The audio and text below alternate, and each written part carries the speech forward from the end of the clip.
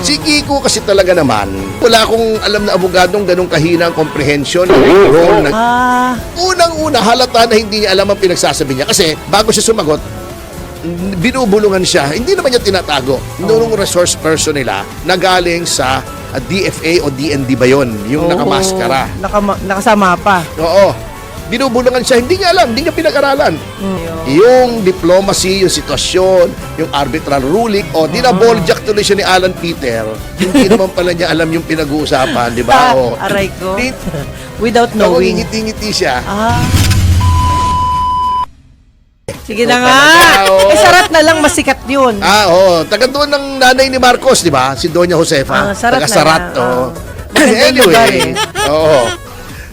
Kung sa ibang bansa yung kinagalitan yun, dito hindi kinagalitan. Bakit? Kasi gusto nila na ma-provoke ang China. Bakit? Dahil ayon sa survey, for some reason, galit ang mga tao sa China. Eto ang style ng propaganda. Para malaman natin, para malaman ng marami. Although alam naman ng marami yan at wala namang naloloko. Kapag galit sa'yo ang isang tao, ilihis mo yung usapin sa another person or another group na galit din yung taong bayan. Di ba? Galit sila kay Romualdez. Galit sila kay Marcos.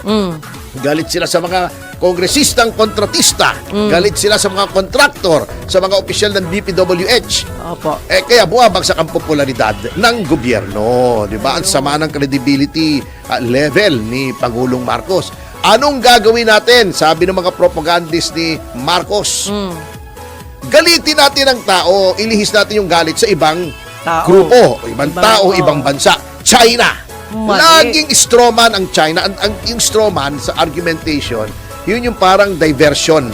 Strawman, beating up a strawman ang tawag dyan sa argumentation and debate. Yun ang gagawin mong topic para malihis sa real topic. Maraming galit sa China kasi lagi nating sinasabi, binubuli tayo. Totoo naman. Ilihis natin sa China, Ariela attack. Siyempre magre-react ang China. Kasi hindi pwedeng mag-react ang embassy. Alam niyo kung bakit? Hindi dahil mayayabang ang mga Chinese. Ito hindi ko didepensa. I'm just stating a fact. Kung na-reverse ang sitwasyon, nasa ibang bansa tayo, let's say sa Malaysia, at yung isang general ng Malaysia niloloko, nilalait yung ating Pangulo, magre-react din ang ating embassy. Kasi yun ang trabaho ng embassy, ng diplomat. Protektahan yung reputasyon ng iyong bansa. Kaya sila nandito. Aalma talaga at aalma kahit sinong diplomat under the same set of circumstances ay aalma. Kaya ito hindi. And then, sige, attack Tariela. Nagalit ang China. Risa, Kiko, Erwin, attack sa Senado. Kampihan nyo si Tariela. Di ba? Ang problema, hindi naman pinag-aralan. Yung diplomacy, yung sitwasyon, yung arbitral ruling, lalo na si Kiko. Si Kiko kasi talaga naman, ito, real talk. Kung hindi na pangasawa niyan si Sharon, hindi naman mananalo yan. Hindi nga nananalong konsihal yan sa Quezon City. Di ba? Can you imagine ang mga tirada nito? Abogado ito Kung gusto daw ng Supreme Court na hindi na ipatupad yung ruling nila doon sa impeachment. Yung last year, di ba? September ba yun? Sabi niya, sana nag-issue daw ng writ of injunction ang Korte Suprema. Sabi niya. Anak ng teting naman, Panyerong Kiko, nandoon na nga sa desisyon.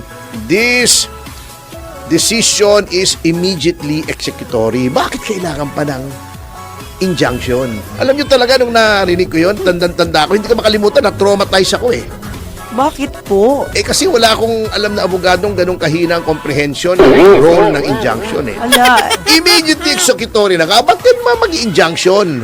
Yung injunction para saan ho ba yun? Para pigilin ng gawin mo ang isang bagay. Yun. Executory na nga. Ano ba yung judgment na executory? Gawin na kagad. Unconstitutional. Yes. Yung impeachment kay Sara.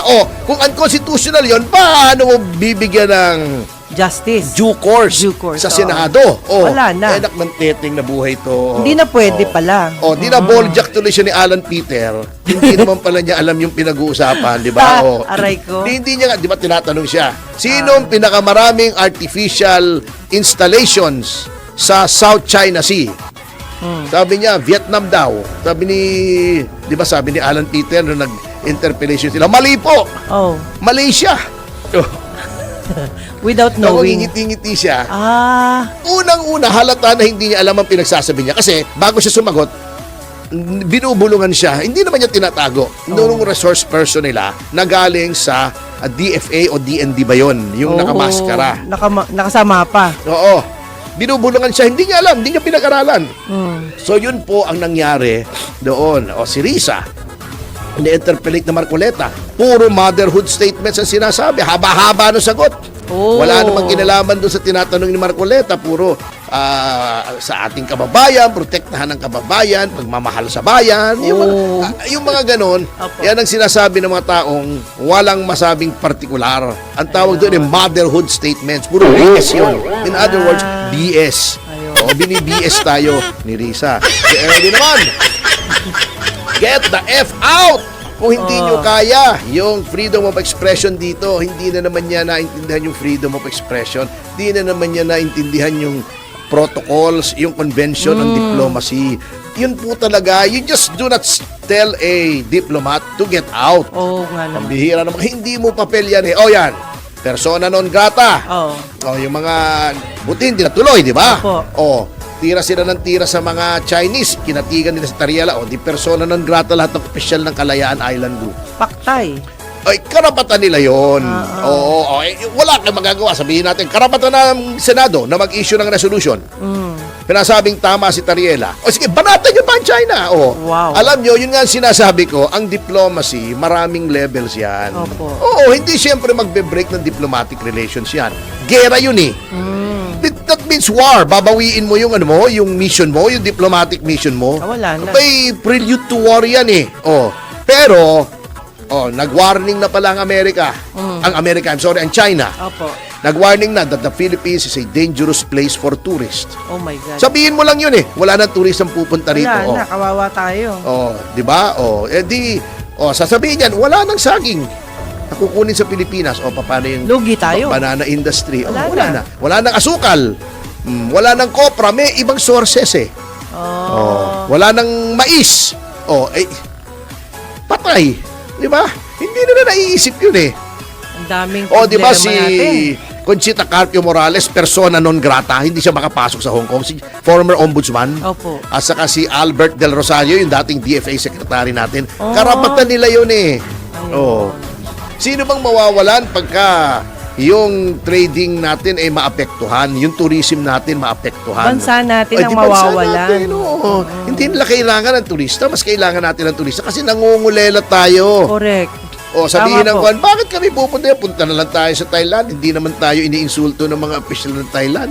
Siyempre. Punta na lang tayo sa Malaysia. Alam niyo, ang Malaysia, ang Vietnam, may dispute din tungkol sa fishing rights sa EEZ. Kasi nga yung 9-dash line ng China, hindi lang sumasaklaw doon sa EEZ ng Pilipinas, pati sa Vietnam, pati sa Malaysia. Kung tutusin mo, pati Taiwan eh. Although, hindi mo makonsider yun officially dahil di ba one China policy. Pero magaling sila. Pero, hindi nila iniinsulto. Bago natawa lang ako dito kay Kwan eh. Hindi niya nag-gets talaga eh. Ang hina talaga ni Kiko eh. Sa totoo lang, sorry kung medyo masakit ako magsalita. Sabi niya, so, ibig sabihin, yung staff ko pala pwede kang imim. Kasi pwedeng bastos. Sabi niya, bakit niyo ako imimim? Hindi naman ako taga-China. Anong yung ibig sabihin ni Alan Peter, pag minim ka, kabastusan yun. So, ibig niya sabihin pala ni Kiko, pagka taga-China ka, pwedeng imim. Mali. Ayun ang sinasabi, yun ang kababawan eh, ha? Kaya talaga, kailangan natin, matagal pa naman, pero pwede ba sa 2028 maging mapanuri naman tayo? Yung mga ganong klaseng senador na kengkoy, huwag nyo nang iboto. Otherwise, you get the government that you deserve. Kung kengkoy ang senador, kasalanan na nating lahat yan. At sa notang yan, mga kasama, ay magpapatuloy ang ating pag-aaral sa pagbabalik ng Yes, Show to Show! Para sa mga komersyal